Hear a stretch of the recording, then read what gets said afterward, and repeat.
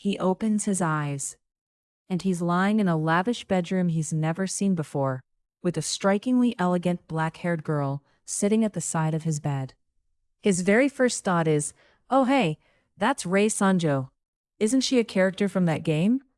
Man, this dream is unusually detailed. Then the maid beside her opens her mouth and calls him Hiro, and he freezes solid. Hold on. What did you just call me? He bolts to the mirror, and staring back at him is a face he knows far too well and absolutely despises. Before he can even process it, Rei says flatly, "The car is waiting. Please hurry," and casually punches him across the room. The pain exploding through his cheek wakes him up completely. This is not a dream. He only let her hit him at full power because he thought it was one. And now he's rolling on the floor in agony. He is Hiro Sanjo. In a certain game, he is the single most hated character in recent memory. An insufferable, glorified extra. The game is called Everything for the Score. ESCO for short. It never got famous, but among Yuri Dame fans, it's treated as an absolute masterpiece. It's set at Hojo Magic Academy, a school packed with noble bloodlines, and the player has exactly one goal: help the heroine and the girl she loves find happiness together. That's right, this is a pure Yuri game. What made it special was that this Yuri game also had a seriously deep stat building system, fully customizable weapons and magic. In his past life, he sank countless hours into build theory crafting alone. 4 main heroines, every one of them adorable, and a story that branches wildly depending on how you raise your stats. He ground it until he'd unlocked every single CG and worn out the pages of the art book. And the one thing that made every player's blood boil was this guy. You're heading into the dungeon? Let me come with you. Hiro Sanjo, officially certified as the man wedged in between the Yuri. Basically, every negative review of the game traced back to him. He shows up at an absurd rate for a Yuri game. He's tangled up in most of the bad events, and the in-game cast treats him like something they scraped off a shoe. Our protagonist spent his whole playthrough cursing at the screen. What is the point of this guy even existing? The night he finished the game, he dragged himself out to the convenience store and walked straight into a truck barreling toward 2 girls. As a defender of Yuri, he couldn't just stand there. He threw himself forward, shoved them clear, and got taken by the truck instead. And so he was reincarnated into Hiro Sanjo, of all people, the guy everyone wants dead. Right now, he's sitting in the back of a limousine, being groomed by a cluster of attendants. The attendant announces, deadpan, "The Sanjo family banquet is next. Please do not embarrass us in front of the guests. You are decoration. Do not speak, except to eat." Pause. His own sister Rei gives him a look cold enough to freeze the car. Now he's certain. This treatment is exactly what it was in the game. Rei Sanjo, Hiro's sister, and one of the 4 main heroines. Her route revolves around the succession war for the Sanjo name. And unlike the other routes, in Rei's route, this scheming little sister has Hiro factored into her plans too. And here's the part that really stings. Per the game's script, Hiro gets cleanly murdered by Rei in the back half of the story. The body. The police tape. Sure, Game Hero absolutely had it coming. But he's Hiro now. That death flag isn't still live. Is it? While he's spiraling, the car pulls up at a blazingly lit venue. Rei checks her pocket watch and says mildly, "We made it." He studies her carefully.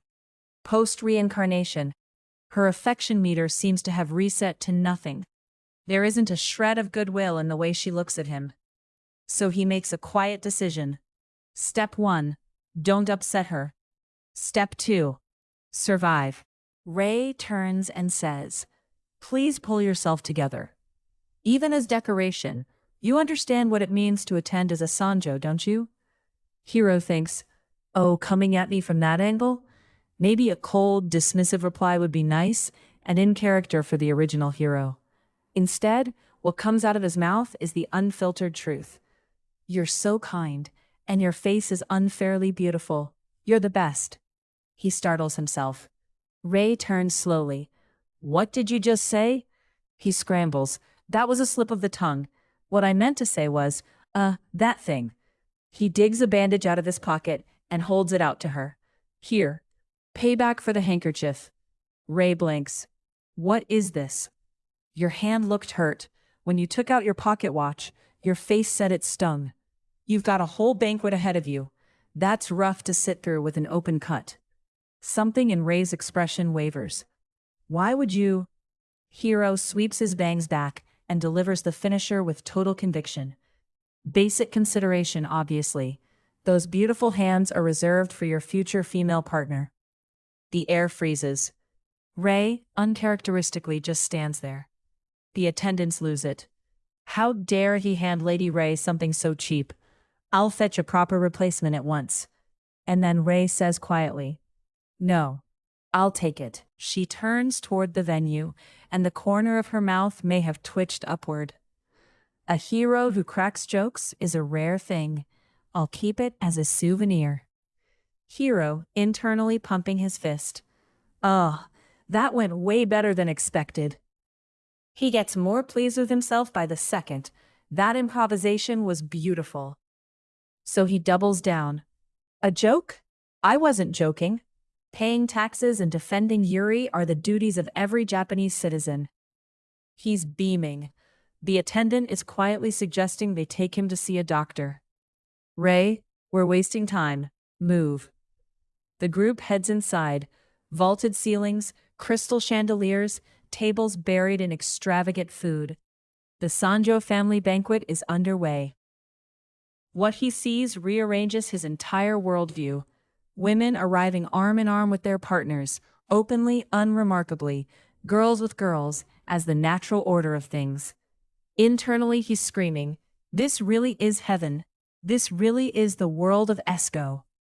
As for men, they exist, technically, as background objects, with roughly the social standing of a rock. No, of carbon dioxide. He adds quietly, well, I'm one of them. Hiro is the legitimate son of the main house, but the one who'll inherit the Sanjo name is his sister. Rei. Tonight she's in full formal dress, orbited by guests, while he's the guy who technically had to show up, with no standing to so much as walk over and say hello. Then he catches something. Under Rei's glove, barely visible, is that bandage. She took it. She actually put it on. He's quietly thrilled, and then immediately anxious. Wait, what if this ends up lowering her affection instead? He's so tense he crushes the food in his hand. Right then, a little girl clutching a teddy bear lunges at him, and he blocks it on reflex. Whoa, that's dangerous, kid. She yells, Mama, and runs off. He's baffled. What was that about? Hiro. An aged voice stops him. He turns. Oh no. It's the great aunt, the eldest of the Sanjo family, and the one who actually holds the power behind the curtain. She gets straight to it. Starting next year, you'll attend Hojo Magic Academy. Alarms go off in his head. The enrollment flag? Already? But why me? Be quiet. You don't have the right to refuse.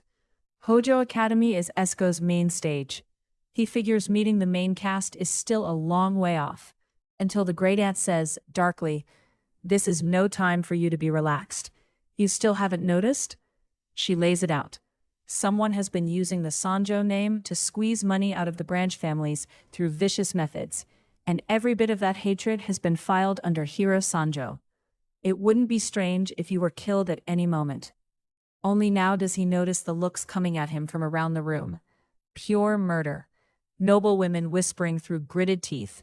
Hateful, hateful, hateful. And the truly chilling part is the pair in the corner. The little girl with the teddy bear mutters, Mama, I missed. Her mother, face behind a veil, soothes her gently. It's fine. Next time, finish it in one strike. That earlier lunge was an assassination attempt. Cold sweat pouring, Hiro curses his own predecessor. This guy was rotten to the core, even off the script. The great aunt continues. That's precisely why you're going to Hojo. Under the Sanjo family's direct protection, no one will dare move against you. You'll learn magic, gain independence, and it looks respectable from the outside. But Hiro's alarms are blaring. Liar, the game spelled it out. You're sending him away so he's easier to dispose of. I'll provide support. Do try. The banquet ends, and Hiro turns it over in his head. Still, at least today clarified one thing. Hiro Sanjo is carrying the exact same death flags as in the original. The main house and the branch families both want him gone. Rei's affection is scraping the floor, though probably not yet at the actively wants him dead stage. Left alone, the script plays out, and the Sanjo family finishes him. Whatever it takes, those flags have to come down. The question is how. Every other main character is tangled up in one of his possible deaths too, so he has to make a move, and right then, a shadow swings a club at him from behind. He dodges by a hair. That was close. Has the hit squad already come knocking? He turns around, and it's the white-haired maid from earlier, standing there like nothing happened. This maid isn't a character from the original at all. She's presumably just an extra. She says flatly, "I missed." Pause. "Excuse me? What are you here for?" My apologies. The great aunt instructed me to deliver this." She holds out something long, wrapped in leather. Hiro takes it, and his pupils shrink. No way. A magic catalyst device, the only medium in this world capable of channeling magic. And the one in his hands is the Kuki Masamune, Hiro's signature weapon, the one players used to say they'd kill him to get. The catch is that obtaining it locks you into the corruption route, which means no heroine can be romanced. So in his past life he barely ever used it. So this is what she meant by support. He grips the hilt and tests the balance. Oh, I know exactly how good this thing is. This is no ordinary blade. The blade itself is made of magic. And thankfully, the activation formula is already built in. Then let's see the Kuki Masamune's true form. Click. Nothing happens. Why? The blade's not coming out. He mashes at it in a panic, then pulls up something like a status screen. And finds exactly one usable spell, Weak Light Ord, and a built-in conductor in tatters, tagged with a single word. Damaged. This conductor is literal scrap. At this rate, the Kuki Masamune is a fancy fire poker. The problems are stacking up. First things first, go get stronger. He changes into street clothes, slings the sword over his back, and sets his target, the dungeon. Behind him, a flat voice. Going out?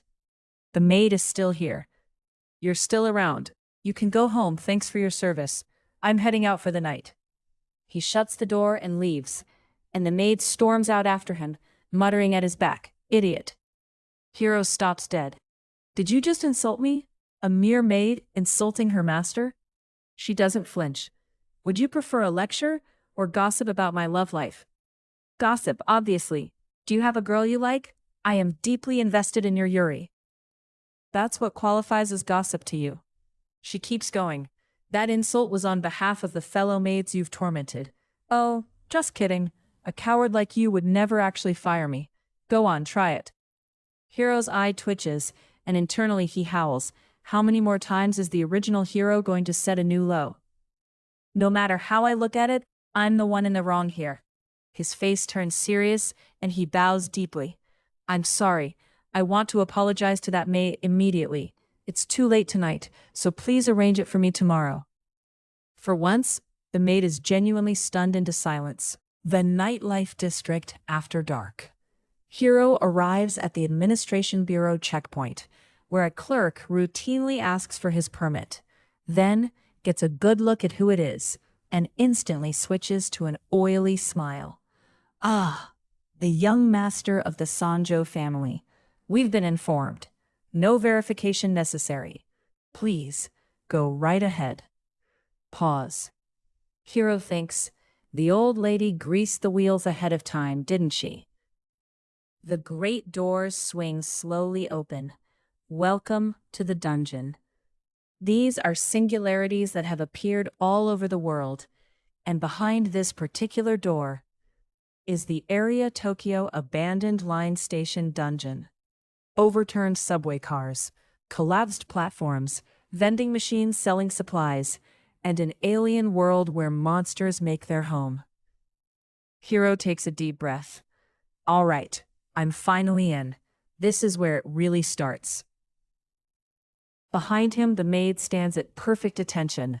Pause. So, why exactly are you following me? She answers with a question of her own. Why has Lord Hiro come to a dungeon?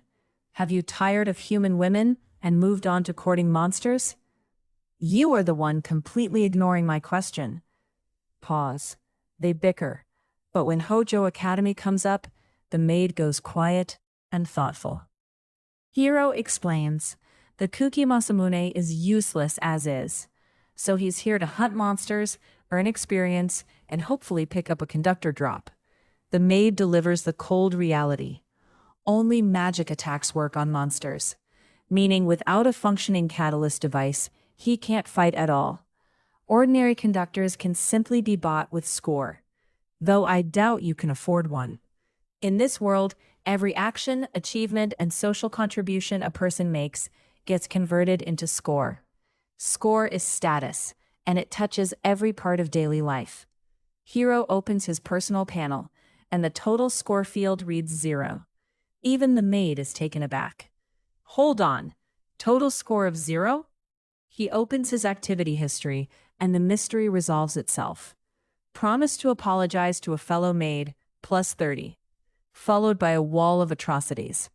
Took out a gambling loss on a maid and smashed a vase on purpose, minus 160. Extorted money from a branch family under the Sanjo name, minus 120. Gambled everything away, minus 280. Barged into a couple's date and ruined it, minus 90. His predecessor's sins zeroed out every point he had. You bastard. Guess I'm making do with this guy for now. A club.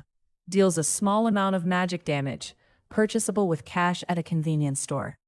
Watching a pretty boy protagonist instantly transform into a thug with a stick, the maid's mouth twitches. Well, given Lord Hiro's conduct, 0 is hardly surprising. That's not a debt I ran up. I refuse to accept this. But the maid is staring at him now, suddenly serious. The rotten man she knows would never think to train himself, and would certainly never bow his head to anyone. You? Are you really that hero? He stiffens. My apology really shook you, huh? Relax. There's a first time for everything. The maid replies without moving a facial muscle. My mind went blank the first time I read Yuri Hime as well. One does get used to it. Did that count as talking his way out of it? And then, the air shifts. Encounter. Emerging from behind the rubble is a small armored monster, a petite knight. Hiro's face tightens. Running into this thing in the very first fight is a little rough. One-on-one, I could grind it down if I take my time. He doesn't get to finish. A swarm of petite knights comes pouring out of the cracks in the wall.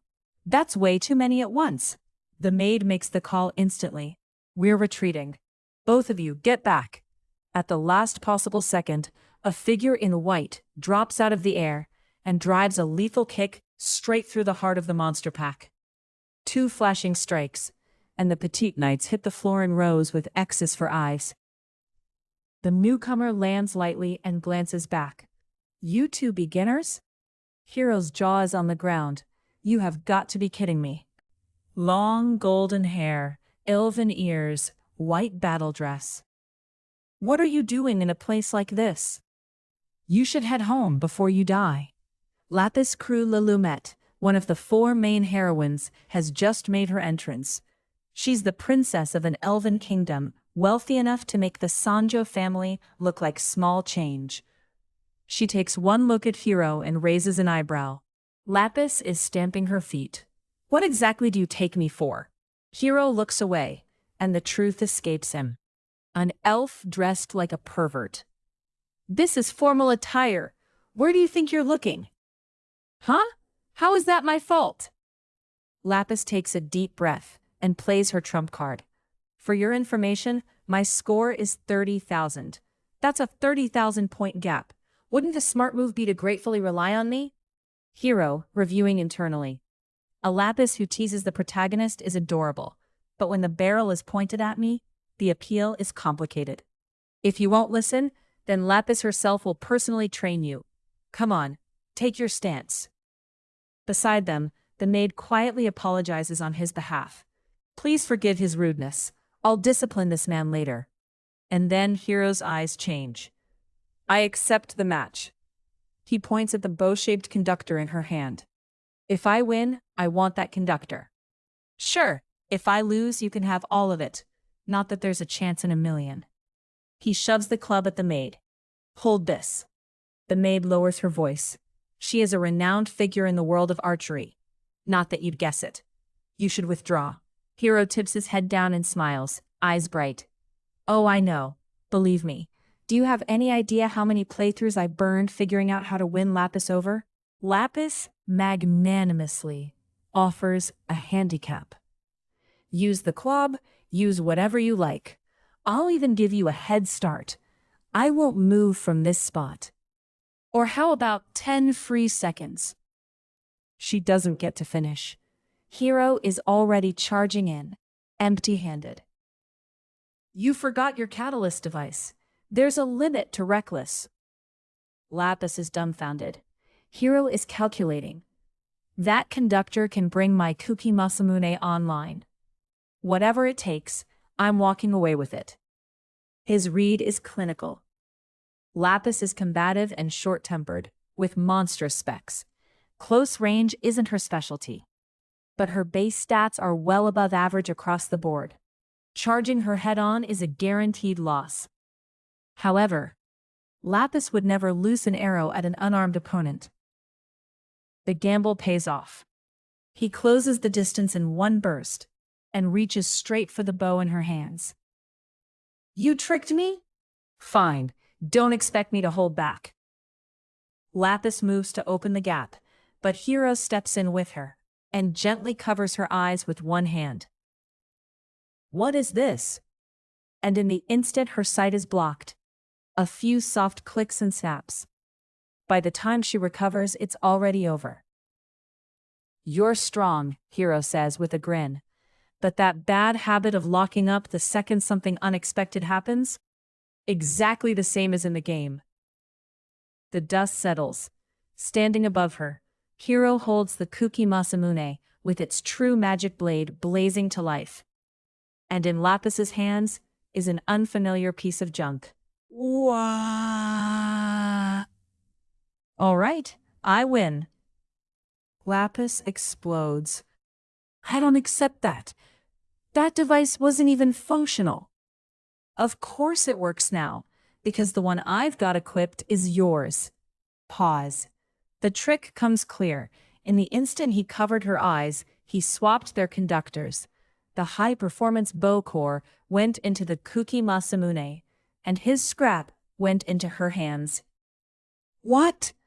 You cheat. There's no such thing as cheating in a fight. Who decided you're not allowed to strip an opponent's conductor? The one who underestimated her opponent and went easy is the idiot here. Incidentally, off to the side, the maid has been methodically batting away every petite knight that crept too close. Hiro hands the bow back. No objections then? Great. As agreed, I'll be taking all of it. Very generous of you. Well, good work today. See ya. He's mid-sentence when he glances back, and Lapis's whole face is screwed up, eyes brimming, fighting with everything she has to keep the tears in. Actually, I'll just take one, the maid says quietly. How unlike you. Though if you had ended that match with her in tears, I was fully prepared to grind you into powder as an apology. The club in her hand has somehow melted down to half its length. Grind me into powder? Me? And what happened to that club? That's horrifying. During a duel, I handle clearing out the small fry. Is she still crying? Alarms are screaming in Hiro's head. Mess this up, and I'm getting executed. He hurriedly presses the conductors back into her hands. Here, conductors, you can have the extras back. We good? Lapis sniffles and takes them. Well then, thanks for the training. He's tiptoeing toward the exit when a shout detonates behind him. One more match. Next time I'm going all out from the start.